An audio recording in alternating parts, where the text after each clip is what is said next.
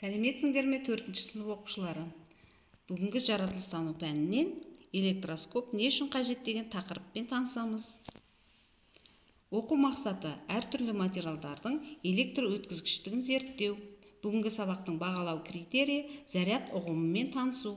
Эксперимент арқылы түрлі материалдардың электр өткізгіштігін зерттеу.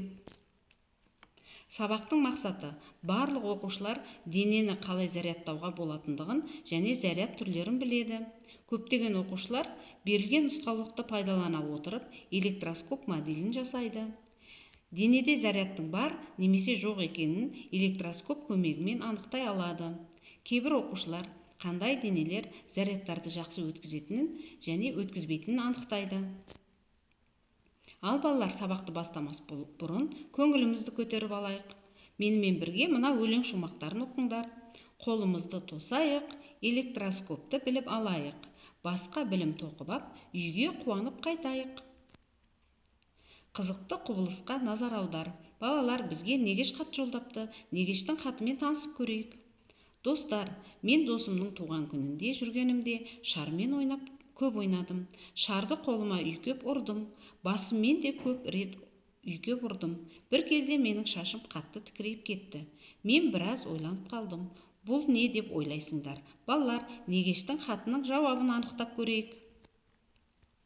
Негештің хатының жауабын анықтау үшін шағын эксперимент жасап көреміз. Ол үшін бізге қажетті заттар: шар, қағаз қиындылары, өзіңнің шашың. Шарды үрлеп қолыңа ұста. Шашыңа әкеліп бар күшіңмен үйкеле. Үйкелеп болған соң шарды көтеріп қал. Сонда сенің шашың тікірейіп кеткендігін байқайсың. Бұл дегеніміз біздің шашымызда заряд бар болғаны. Демек шашымыздың электр өткізгіштігі жоғары. Шашыңа үйкеген шарды қағазға тигіз. Қағазды өзіне жабыстырып алады. Демек шарда да заряд бар. Ол зарядты шаштан алады. Міне Негештің хатының жауабы. Ал балалар, электр зарядының қанша түрі бар екенін анықтаймыз. Электр заряды екі түрге бөлінеді: оң және теріс заряд. Оң зарядты плюспен, теріс зарядты минуспен белгілейді. Екі заряд егер плюспен плюс және минуспен минус болса, олар аттас зарядтар деп аталады. Ал плюс пен минус әр аттас зарядтар деп аталады. Мысалы, шарда теріс заряд, ал шаштың оң заряд болғандықтан олар бір-біріне тартылады. Мысалы, шашқа үйкелген екі шарды бір-біріне жақындатсаң, бір-біріне қашады немесе тебіледі.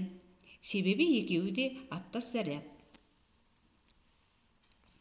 Балалар, электроскоп жасап көреміз. Электроскоп дегеніміз зарядтың бар не жоқ екенін анықтайтын құрал.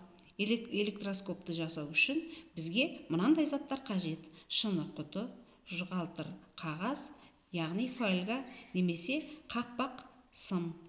Фольганы умаждап екі шар жасаңдар. Жасаған әр шарыңа иілген сымды бекітіңдер. Саңылауы бар қақпаққа суреттегідей орналастырыңдар. Иілген сым басына фольгадан жасалған тілше қағазды суреттегі берілгендей етіп іліңдер. Қақпақты берілген банкаға ақырындап кигізіңдер. Осылай қай затта электр тоғы бар екенін анықтаңдар. Енді балалар, анықтаған болсаңдар, қандай денелер өз бойынан зарядты өткізетінін қарастырайық. Электр заряды бар заттар: шаш, шар, қалам, фольга немесе жұқалтыр қағаз. Электр заряды жоқ заттар: қайшы, фломастер, пластмасса және ауа. Стефан Грей, кейбір деректерде Стефан Грей деп те аталады. 18-ші ғасырда электр өткізгіштік құбылысын ашқан британдық ғалым. Ол металл сым электр өткізетінін, ал жібек жіп электр өткізбейтінін анықтаған. Заттарды электр өткізетін және электр өткізбейтін деп екіге ең алғаш бөлген осы ғалым Стефан Грей. Балалар, бүгінгі тақырыптан алған біліміміз бойынша қорытындылау сәті.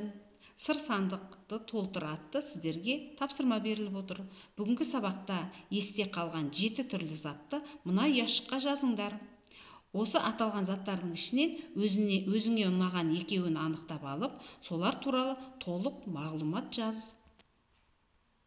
барлығыңа сәттілік тілеймін. Назарларыңа рахмет.